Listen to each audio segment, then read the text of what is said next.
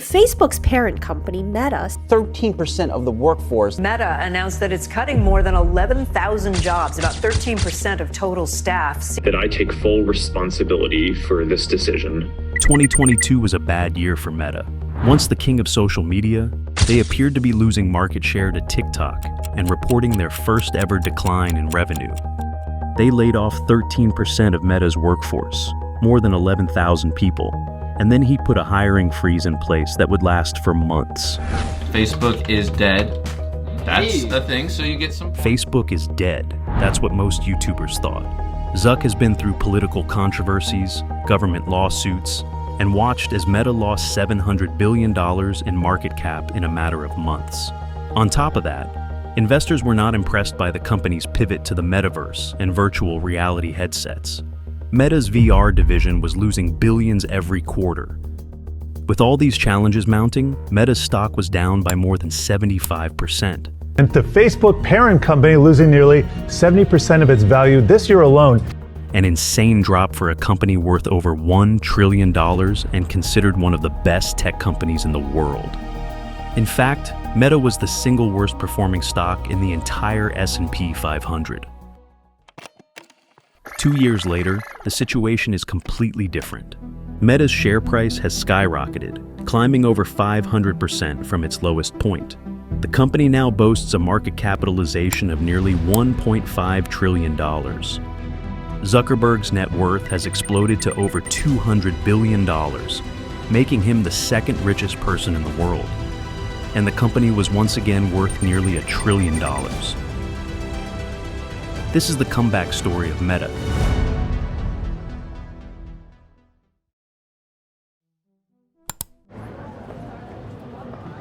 "14 years after it launched, Facebook is arguably one of the most powerful companies in the world. 1.4 billion people use it every day, more than the population of any country on Earth except China.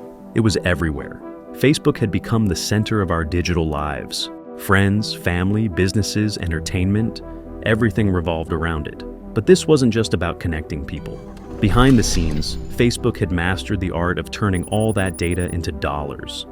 Every like, every share, every comment. It all fueled the most powerful advertising machine the world had ever seen. And the scale was mind-blowing. From small businesses selling handmade jewelry to Fortune 500 companies, everyone wanted a piece of Facebook's audience. And then there was Instagram, WhatsApp, Messenger.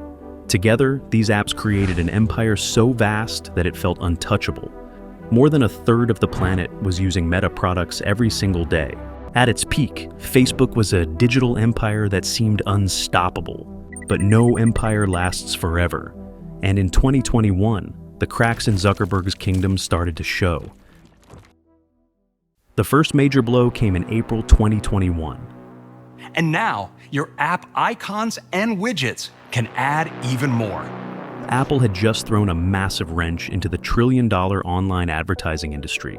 To the average iPhone user, it was just another software update, nothing more than a new pop-up on their screen. But for companies like Facebook, it was a huge change in how digital ads worked.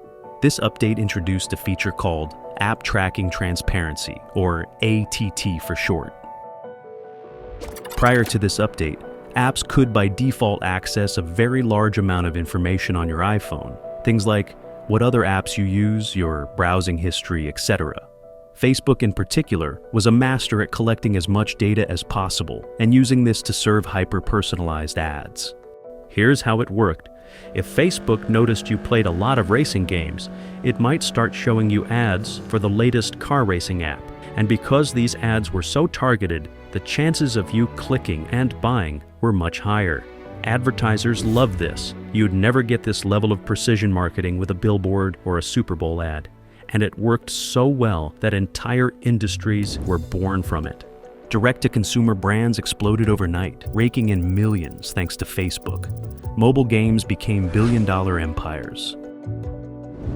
But then came iOS 14.5. With this update, every app now had to ask users for permission to track their data. A little pop-up appeared, giving you two choices: allow tracking or ask the app not to track. If you ask not to be tracked, you could still use the app normally, so most people clicked that. But this meant that advertisers could no longer tell if the people they were advertising to were actually buying their products. For advertisers, this was a disaster.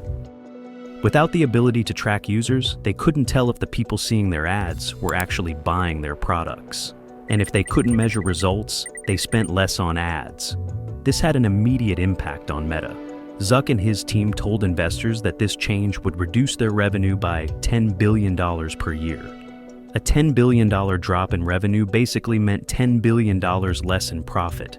And for a company that had been riding high on its ad engine, this was a devastating blow. At the same time, TikTok was exploding in popularity. TikTok, which has more than 100 million users in the US, exploded in popularity during the early days of the COVID pandemic.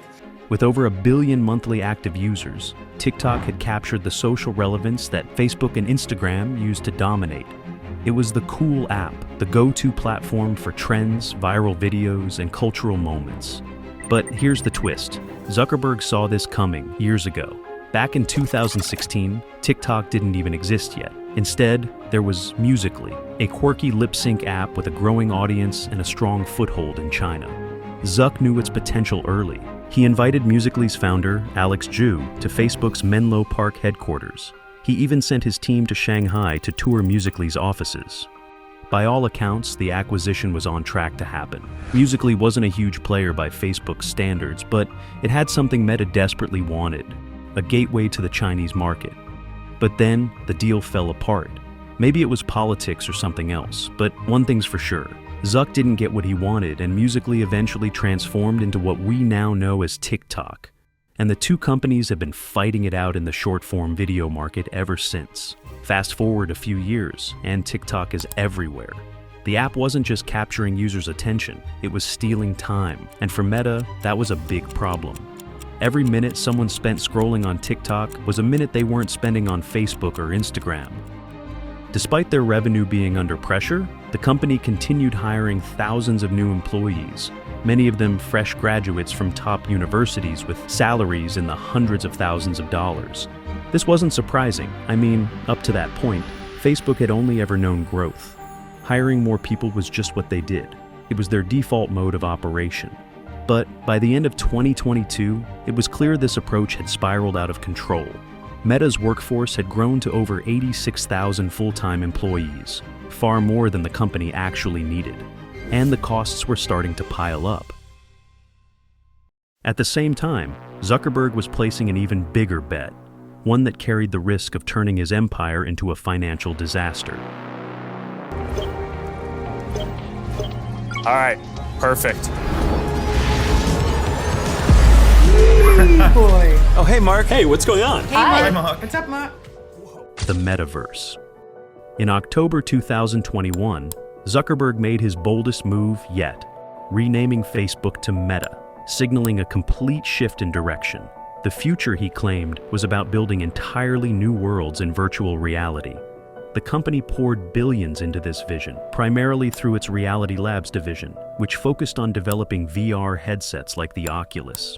But there was a problem. VR adoption was still in its very early stages.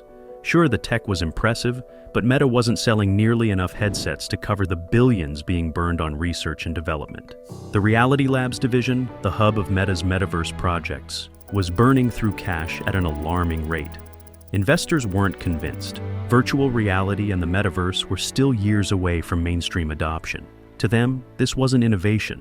It was a massive gamble on an uncertain future. In 2022, the cracks started to widen. For the first time since going public in 2012, Meta's revenue declined. It was only a slight dip, but for a company that had delivered relentless growth year after year, it sent shockwaves through Wall Street. Investors, who were used to seeing Meta's profits skyrocket, panicked. As mentioned earlier, the company kept hiring aggressively while pouring money into Reality Labs. The combination of declining revenue and increasing expenses caused profits to collapse. In just 12 months, Meta's operating profit plummeted from $47 billion to $28 billion, a staggering 40% drop. And as profits collapsed, so did its share price. By the end of 2022, Meta was the worst performing stock in the entire S&P 500 index. Company Meta down more than 73% this year, making it the worst performer in the S&P 500. The company that once seemed untouchable had lost over 75% of its value. Zuckerberg took the hardest hit. As Meta's largest shareholder, owning 13.45% of the company, he is the single biggest loser when the stock price declines. In September of 2021, he was worth $140 billion. By November 2022, that number had plummeted to just $35 billion, a jaw-dropping $100 billion loss in a little over a year. For many, this felt like the final chapter for Facebook, a fallen giant, written off by critics who believed its best days were long behind it. But as history shows, it's never wise to count Zuckerberg out. Zuck wasn't done. Amid the chaos, layoffs, and collapsing stock price, he made bold decisions, radical decisions that would ultimately set the stage for one of the most remarkable corporate comebacks in history. In early 2023, Zuck announced what he called the Year of Efficiency, which involved mass layoffs across the entire company. By the end of 2023, Meta had laid off 19,000 people, more than 20% of its workforce, and imposed a hiring freeze that would last for months. That I take full responsibility for this decision. This wasn't easy, but it had to be done. Meta had become bloated with roles that didn't align with the company's new direction. One former employee, Maddie Macho, went viral on TikTok when she described her time at Meta. She admitted to earning $190,000 a year to do nothing, basically. Working at Meta, and I was a recruiter, and we weren't expected to hire anybody for the first 6 months, even the first year. This is something they tell you when you start. For years, the narrative surrounding Facebook had been the same. Facebook is dead. Ask any American millennial, and they'll tell you the same thing. I used to love Facebook in college, but now, it's junk. I don't even check it anymore. And sure, that story feels true. Facebook isn't as culturally relevant as it was a decade ago, but the numbers tell a very different story. Meta, as a whole, isn't just surviving, it's growing. Every day, 2.93 billion people use Meta's products, and 3.71 billion log in monthly. And those numbers are still climbing by tens of millions every quarter. Now, to be fair, much of that growth is coming from Instagram and WhatsApp, but let's not write off Facebook just yet. The blue app that feels totally dead is still growing. Most recently, they added 16 million users to hit 1.98 billion total daily active users. Just insane numbers.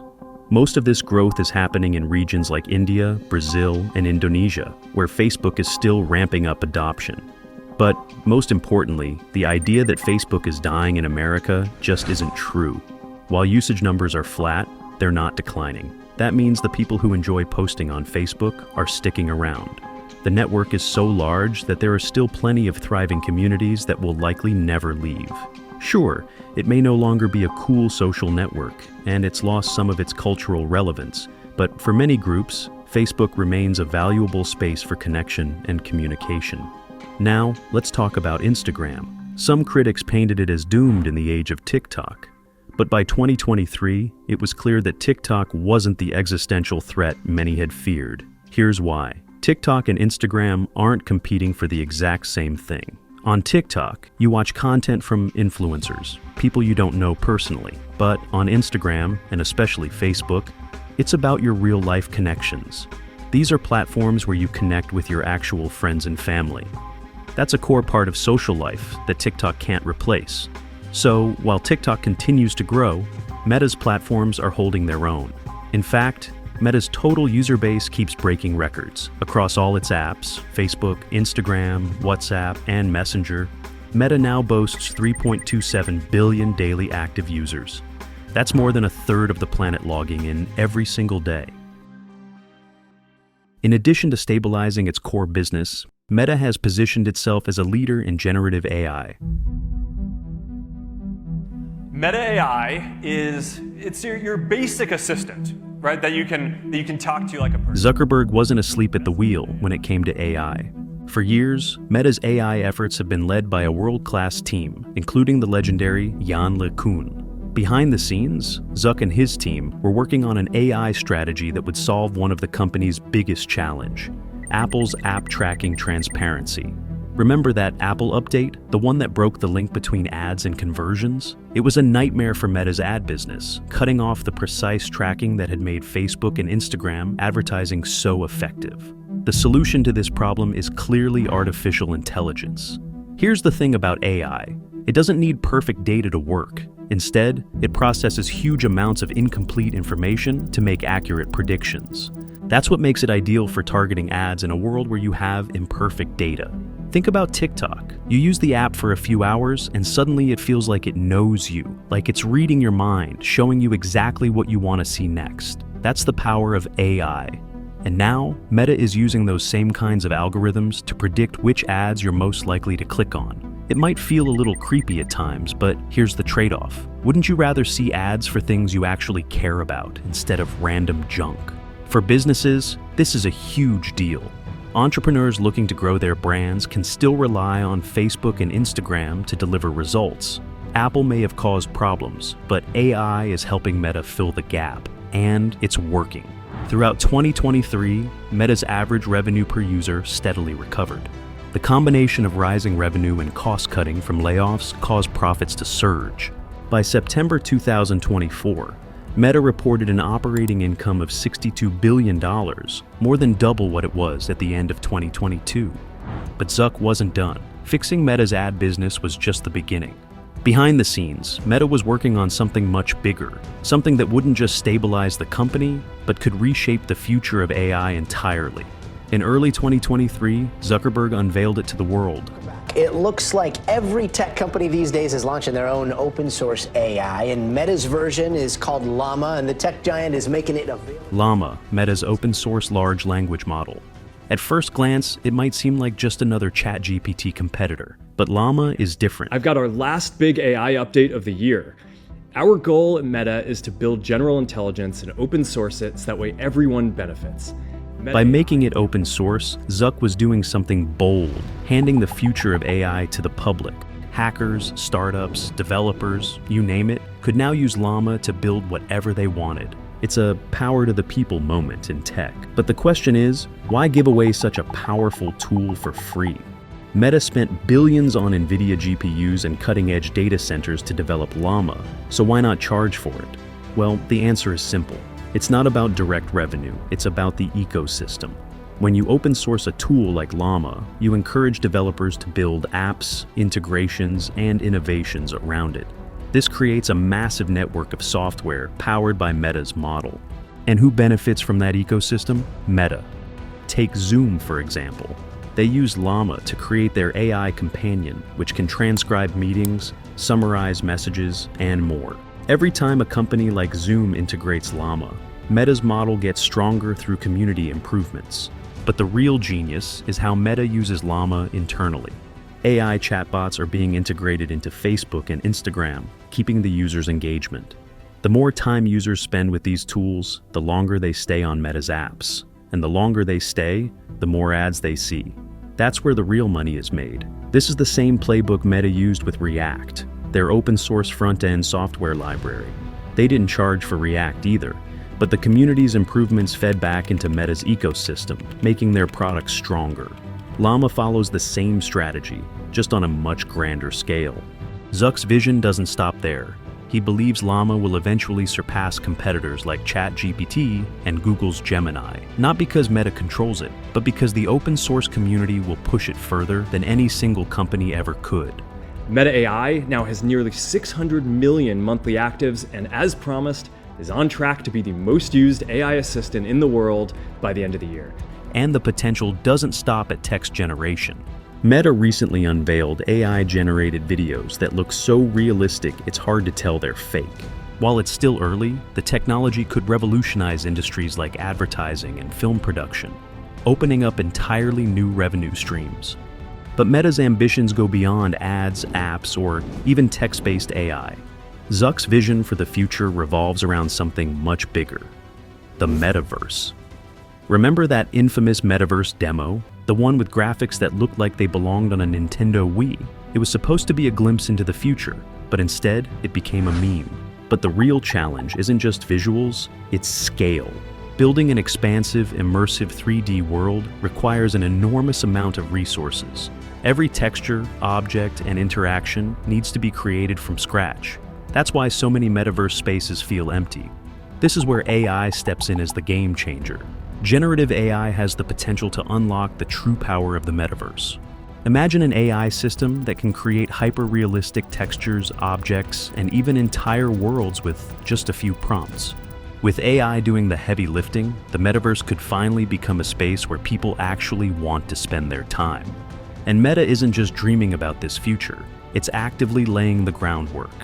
The Meta Quest 3, released in late 2023, showcased significant advancements in mixed reality capabilities, blending virtual and real-world environments like never before. Although Reality Labs saw a 29% year-over-year increase in revenue, reaching $270 million in the third quarter, they are still operating at a significant loss. Profitability for Reality Labs remains a distant goal, but with Meta's core business thriving and its advancements in AI leading the charge, investors seem more than willing to give Zuck the benefit of the doubt. From the brink of collapse to an almost unimaginable recovery, Meta's journey over the past 2 years is nothing short of extraordinary. Since hitting rock bottom, the company's share price has skyrocketed over 500%, a feat that's nearly unheard of for a company of its size. Today, Meta boasts a market capitalization of $1.5 trillion, solidifying its place as one of the most valuable companies on the planet. And for Mark Zuckerberg, the comeback isn't just financial, it's personal. He's reclaimed his spot among the world's wealthiest, surpassing Jeff Bezos to become the second richest person alive.